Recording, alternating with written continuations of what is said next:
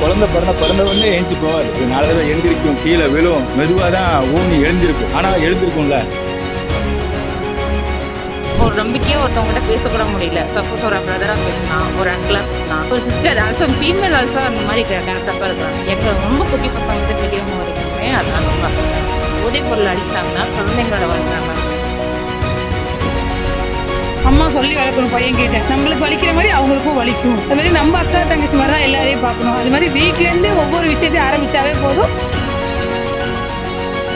ஒரு முறை என்கவுண்டர் பண்ணீங்கன்னா எவனும் செய்ய மாட்டான். அதை பண்ணுங்க, கவர்மெண்ட் பண்ணணும்.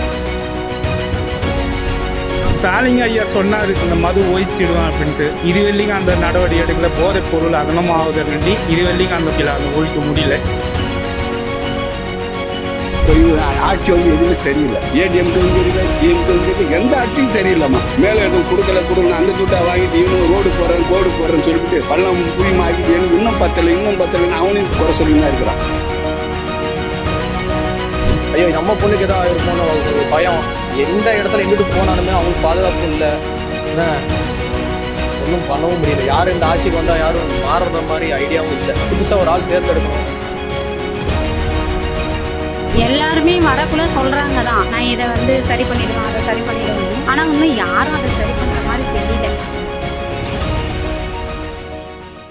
13 ஆண்டுகளுக்கு மேலாக தமிழகத்தின் ஒப்பற்ற வீடு மற்றும் மனை சார்ந்த அனைத்து தேவைகளுக்கும் சிறந்த ஒரே நிறுவனம் நிம்மதி ப்ராப்பர்ட்டி மேனேஜ்மெண்ட். தங்களின் தேவை எங்களின் சேவை. தொடர்புக்கு 7667008999. போதை மற்றும் பாலியல் குற்றங்களுக்கு எந்த மாதிரியான தீர்வு கிடைக்கணும்னு ஆசைப்படுறீங்க? எந்த கட்சி ஆட்சிக்கு வந்தா தீர்வு கிடைக்கும்னு நினைக்கிறீங்க? நாட்டு மக்களுக்கு நல்ல கட்சி ஆட்சிக்கு வந்தால் நல்லா இருக்கும்.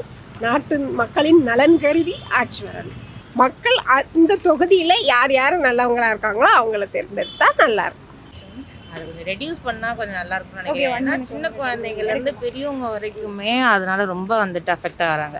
நார்மலாக பீப்புள்ஸ் எப்படி போனாலுமே ஓகே, யார் எப்படி இருக்காங்கன்னு தெரியல. இப்போ வந்துட்டு நியர்பை பீப்புள்ஸாக இருக்கட்டும், பப்ளிக்காக இருக்கட்டும், ஒரு வழியில் போகவே முடியல. இவங்க அப்படி அவங்க அப்படி ஒரு நம்பிக்கையாக ஒருத்தவங்ககிட்ட பேசக்கூட முடியல. சப்போஸ் ஒரு பிரதராக பேசலாம், ஒரு அங்கிளாக பேசலாம், ஒரு சிஸ்டர் ஆல்சோ ஃபீமேல் ஆல்சோ அந்த மாதிரி கேரக்டர்ஸாக இருக்கிறாங்க. அதை கொஞ்சம் ரெடியூஸ் பண்ணால் கொஞ்சம் நல்லாயிருக்கும். அவ்வளோதான் ஃபர்ஸ்ட் ஆஃப் ஆல். இன்னொன்று வந்துட்டு இந்த போதைப் பொருள்லாம் சொல்லிங்களேன், அதனால சின்ன பசங்க எங்கள் ரொம்ப குட்டி பசங்கள்லேருந்து பெரியவங்க வரைக்குமே அதனால் ரொம்ப அஃபெக்ட் ஆகிறாங்க. பெரியவங்க கூட ஆல்மோஸ்ட் வந்துட்டு ரொம்ப அந்த விளையாடுறது அது பண்ணுறது இதனால சின்ன பசங்க கிட்ட போய் தப்பாக நடக்கிறது இதெல்லாம் கொஞ்சம் கம்மி பண்ணும். ஸோ அதனால் போதைப் பொருள் அழிச்சாங்கன்னா குழந்தைங்களோட வாழ்க்கை நல்லாயிருக்கும். ஃபர்ஸ்ட் ஆஃப் ஆல் செல்ஃப் ஒழுக்கம் இருக்கணும். சுய ஒழுக்கம், செல்ஃப் ரெஸ்பெக்ட் 2 இருந்தாவே இது எதுவுமே இருக்காது. இன்னொன்று நம்மளும் அதுக்கு வளைஞ்சு கொடுக்காம இருக்கணும். 3 விஷயம். வீட்டிலேருந்தே அது ஒரு ஆளும் ஈச் அண்ட் எவ்ரி பர்சன் அதை வந்து வீட்டிலேருந்து ஆரம்பிக்கணும். அம்மா சொல்லி வளர்க்கணும் பையன் கேட்டேன். நம்மளுக்கு வலிக்கிற மாதிரி அவங்களுக்கும் வலிக்கும். அதுமாதிரி நம்ம அக்கா தங்கச்சி மாதிரி தான் எல்லாரையும் பார்க்கணும். அது மாதிரி வீட்டிலேருந்தே ஒவ்வொரு விஷயத்தையும் ஆரம்பித்தாவே போதும், நல்லாவே இருக்கும். வேறு வேறு எந்த ரீசனுமே வேணாம். அம்மா அப்பா வீட்டிலேருந்து சொல்லியிருந்தாவே போதும். மற்ற டிவிலாம் பார்த்து கேட்டதை விட வீட்டில் எப்படி நடந்துக்கிறோமோ அதை பார்த்தா மக்கள் எப்படி இருந்தாலும் பேரண்ட்டை பார்த்தா சைல்டு இருப்பாங்க. ஏன்னா ஒரு கெட்ட வார்த்தை முதற்கொண்டும் பேரண்ட் பேசுகிறத பார்த்தா குழந்தை கேட்டு தான் பேசுவான், கற்றுக்க மாட்டான். யாராக இருந்தாலும் சரி. அது மாதிரி நம்ம ஒழுங்காக இருந்தாவே போதும், நெக்ஸ்ட் ஜென்ரேஷன் நல்லாயிருக்கும். அது தெருவு கன்ற ஆட்சி நல்லா ஆட்சி வந்தால் காணலாம். எனக்கு தெரிஞ்சு டாஸ்மாக் கடையை மூடிடுங்க. அது ஒன்று. ரவுடிசம் இப்போ கூலிப்படை ஏவி விடுறாங்க. அந்த கூலிப்படையை ஒரு முறை என்கவுண்டர் பண்ணிங்கன்னா எவனும் செய்ய மாட்டான். அதை பண்ணுங்கள், கவர்மெண்ட் பண்ணணும். அதுக்கு மீடியா நீங்கள் எல்லாம் ஒத்துழைக்கணும். பெண்களை யாரெல்லாம் வந்து யூடிசிங் பண்ணுறாங்களோ அவங்கள எல்லாரும் உண்மையாக கண்டுக்கணும். ஸ்டாலின் ஐயா சொன்னார் இந்த மது ஒழிச்சிடுவான் அப்படின்ட்டு. இது வெள்ளிங்க அந்த நடவடிக்கை எடுக்கல. போதைப் பொருள் அதனமாவதை கண்டி இது வெள்ளிங்க அந்த இது ஒழிக்கல, அந்த ஒழிக்க முடியல. கெஞ்சா கடத்தல் அப்படின்னு நிறைய அதனமாவதை கண்டி அதை ஒழிக்க முடியல.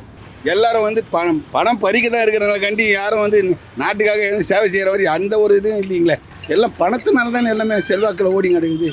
பணம் இல்லாத எந்த ஒரு இதுவும் நடத்த முடியாது. எல்லாமே பணம் தான் இப்போ காரணமாக இருக்குது. சொல்லப்போனால் பெண்களுக்கு பாதுகாப்பு இல்லை. பாவம் பெண்கள் வந்து வேலை செஞ்சுட்டு போகிறாங்க. 10 மணி ஆனாலும் 11 மணி ஆனாலும் வேலை செஞ்சுட்டு அவங்க வராங்க.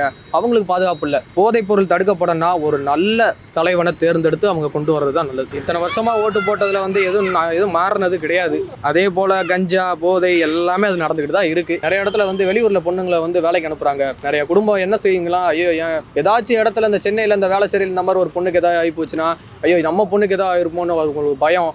அதாவது இப்போ நம்ம வந்து 60 வருஷமாக திராவிட கட்சிகள் ஆட்சியை பார்த்துட்டோம். புதுசாக ஒரு கட்சி ஆட்சி நம்ம இது வரைக்கும் பார்க்கவே இல்லை.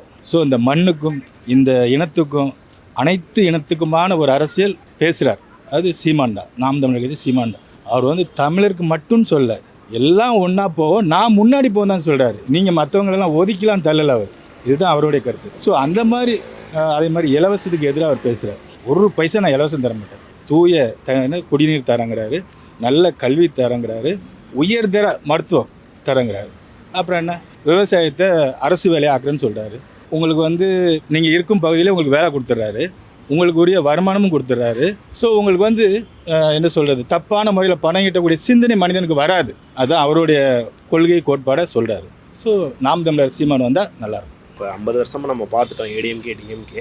50 வருஷம் ஆயும் இன்னும் நம்ம இலவசத்தை நம்பி தான் இருக்கோம்னா அப்போ என்ன அவங்க உயர்த்தியிருக்காங்க? ஸோ 2 பேரும் சான்ஸ் கொடுத்து பார்த்தாச்சு. இப்போ புதுசாக எல்லாத்தோட நம்பிக்கையும் அவர் ஒருத்தர் தான் இப்போ கடைசியில். சாமானிய மக்களா பாலியல் வன்கொடுமைக்கு உங்களுடைய தீர்வா என்ன இருக்கணும்னு ஆசைப்படுறீங்க? கடுமையான சட்டம் கொண்டு வரணும், உடனடி தீர்வு அதுக்கு கொடுக்கணும். அதை அந்த கேஸை இழுத்துக்கிட்டே போகக்கூடாது, சட்டம் கொண்டு வந்து கடுமையான தண்டனை கொடுக்கணும். நிறைய சட்டம்லாம் போட்டாங்க அப்படின்னா ஃபர்ஸ்ட் ஆஃப் ஆல் நிறைய நியூஸ் போடுறாங்க, அதுக்கு வந்து இந்த மாதிரி நடக்குதுன்னு போடுறாங்க. அது என்ன ஸ்டெப்பு எடுத்திருக்காங்கன்றது நியூஸில் வர மாட்டேங்குது.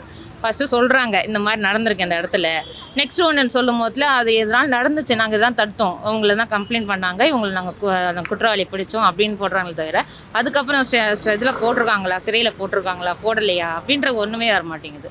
அது நியூஸ் சேனல்லே ஒழுங்காக போட மாட்டுறாங்க. அப்போ எப்படி எங்களுக்கு தெரியும் அவங்க வந்து அரெஸ்ட் பண்ணியிருக்காங்களா இல்லையான்றது? அது முதல்ல அது என்ன ரீசன் பார்த்துட்டு அதுக்கு சட்டமும் நம்ம தான், அதனால் நம்ம ஒழுங்காக இருந்தாவே சட்டமும் ஒழுங்காக இருக்கும். நம்ம தான் சட்டத்தை பாய்காட் பண்ணுறோம். நம்ம இஷ்டத்துக்கு இப்போ சட்டத்தை மாற்றிட்டோம். சொல்லணும்னா இன்னும் கேட்டால் எங்கேயாவது நம்ம சட்டத்தை ஃபாலோ பண்ணுறோமோ, சட்டமும் நம்ம தான், மக்கள் தான். நம்ம தான் அதில் போய் அதுக்கு இருக்கிற என்னென்ன நெகட்டிவ்ஸ் இருக்கோ அதெல்லாம் நம்ம எடுத்துக்கிறோம். பாசிட்டிவ் எதையுமே நம்ம இது பண்ணுறதில்ல. அதில் நான் என்ன சொல்லுவேன்னா, ஆஸ் அ சிட்டிசனாக நம்ம ஒவ்வொரு சிட்டிசனும் நம்ம சுய ஒழுக்கமாக அந்த பாலியல் வன்கொடுமை இல்லாமல், மது ஒழுக்கம் இல்லாமல் நம்ம செல்ஃபாக இருந்தாவே போதும், நல்லாவே இருக்கும். 2வது பாலியல் வன்கொடுமைன்றது யாராக இருந்தாலும் வன்மையாக கண்டிக்கணும். அந்த மாதிரி பண்ணுறவங்கள என்கவுண்டர் பண்ணுங்கள். ஒருத்தனை பண்ணுங்கள், எவனும் பண்ண மாட்டான். கவர்மெண்ட் அதுக்கு கண்டிப்பாக ஆத்தரைஸ் பண்ணணும். அதை கண்டிப்பாக மாற்றுறதுக்கு எந்த ஆட்சி வரணுமோ அது கண்டிப்பாக வரணும். அதை உடனே செய்யணும்னா ரொம்ப அதிகமாக இருக்கிறதால இந்த போதை பழக்கம் வந்து நிறைய ஸ்கூல்ஸு காலேஜ் கிட்டலாம் நிறைய இருக்குது. இப்போ அதை கண்டிப்பாக மாற்றணும். ஏன்னா பிள்ளைங்களோட லைஃப் போயிட்டு இருக்கு. அதனால சீக்கிரம் எது பண்ணாலும் சீக்கிரமாக பண்ணணும். அவ்வளோதான். கடுமையான சட்டமாக இருக்கணும். சட்டம் வந்து சும்மா ஏனோ தானோன்னு இருக்கக்கூடாது, கடுமையான சட்டமாக இருக்கணும். அந்த சட்டத்தை வந்து அரபு நாடுகள்லாம் பார்த்தீங்கன்னா கடுமையான சட்டம், அதை பார்த்து அடுத்து பயப்படணும். அது மாதிரி சட்டம் என்னைக்கு கொண்டு வராங்களோ அன்றைக்கி தான் உருப்படும். அரசியல்வாதிகளே இது மாதிரி இருக்கும்போது மற்றவங்க செய்ய மாட்டாங்க. அதனால் வந்து சட்டம் வந்து எந்த இதில் ஒவ்வொருத்தருக்கும் அந்த பயம் இருக்கணும். சட்டங்கள் கடுமையாகணும். இப்போ வன்கொடுமைக்கெலாம் உடனே தீர்வு எடுக்கிற மாதிரி சட்டங்கள் வரணும். அந்த மாதிரி சட்டங்கள் கடுமையானால் தான், தண்டனைகள் கடுமையானால் தான் அதெல்லாம் குறையும். பட் இப்போ யாருமே அதுக்கு கரெக்டான ஆக்ஷன் எடுக்கிற மாதிரி தெரியலையே. 2026 தேர்தலில் பல கட்சிகள் வந்து பரப்புரை கொடுத்துருக்காங்க போதை மற்றும் பாலியல் வன்கொடுமை இதற்கு தடுப்புக்கு. நீங்கள் யாருடைய பரப்புரை நல்லா இருக்குன்னு நினைக்கிறீங்க? நான் அதை கவனித்து பார்க்கல. யார் வந்தாலும் ஓகே, அது யாராக இருந்தாலும் இருக்கட்டும், இவங்க அவங்கெல்லாம் இல்லை. யார் வந்தாலும் நம்மளுக்கு வந்துட்டு அவங்களால ஹெல்ப் இருக்குன்னா அதனால ஒன்றும் பிரச்சனை இல்லையே. ஒரு நல்ல தீர்வாக இருக்கணும். கடையே இருக்கக்கூடாது, போதை இதுவும் இருக்கக்கூடாது, சதம் எதுவுமே இருக்கக்கூடாது. பெண்களுக்கு வந்து நல்ல பாதுகாப்பு வேணும். எங்களுக்கு வந்து நல்ல ஆட்சியாக அமையணும், மக்களுக்கு வந்து பாதுகாப்பான ஆட்சியாக இருக்கணும். முக்கியமாக மாணவ சமுதாயம் கெடக்கூடாது, அவங்கெல்லாம் நல்லா படிக்கணும். மாணவ சமுதாயத்துக்குலாம் நல்லா முக்கியத்துவம் கொடுங்க. எல்லா இதுவும் பண்ணுங்கள், என்கரேஜ் பண்ணுங்கள், ஸ்போர்ட்ஸு டெவலப் பண்ண சொல்லுங்கள், இதெல்லாம் பண்ணுங்கள். பிள்ளைங்கள்லாம் நல்லா படித்து முன்னுக்கு வரணுன்றது தான் என்னுடைய இது. அதுக்கு வந்து பேரண்ட்ஸும் ஒத்துழைக்கணும். இதெல்லாம் வந்து கவர்மெண்ட்டு, எந்த கவர்மெண்ட்டாக இருந்தாலும் அதை அமல்படுத்தினா அதை நாங்கள் வரவேற்கிறோம். எல்லாரும் சொல்கிறத கண்டிப்பாக செய்யணும். என்னை பொறுத்த வரைக்கும் அவங்க சொல்கிறாங்க இதை பண்ணுவோம், அது உறுதியாக செய்யணும். அதுதான் என்னை பொறுத்த. யார் வந்தாலும் அதை கண்டிப்பாக ஒழிக்கணும்.